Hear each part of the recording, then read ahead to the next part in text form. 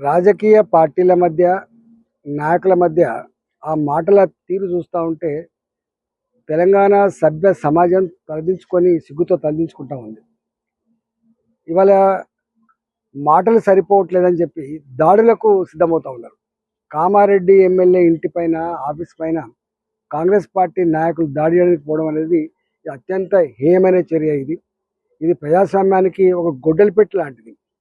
అధికారంలో ఉన్నటువంటి కాంగ్రెస్ పార్టీ ప్రజలకు రక్షణ కల్పించాల్సింది పోయి ఇవాళ వాళ్ళే స్వయంగా దాడి చేయడం అనేటువంటి ఇది తప్పకుండా రాబోయే కాలంలో మూల్యం చెల్లి తప్పదని చెప్పి హెచ్చరిస్తా ఉన్నాం.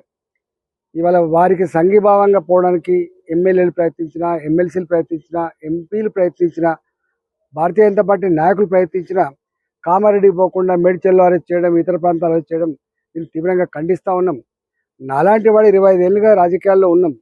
ఎప్పుడు కూడా చీటికి మాటికి హౌస్ అరెస్ట్ల పేరిట చేయడం ఎప్పుడు జరగలేదు. పోయినసారి కేసీఆర్ ఇదే పని చేసిండు, రేవంత్ రెడ్డి సర్కార్ కూడా ఇదే పని చేస్తుంది. ఈ హౌస్ అరెస్ట్ల పేరిట నాయకుల యాక్టివిటీని నిలువరించడం, నాయకులు బయటికి పోకుండా చేయడం అటువంటిది ఇది మంచిది కాదు ప్రజాస్వామ్యానికి. దీన్ని ప్రజలు గమనిస్తారు.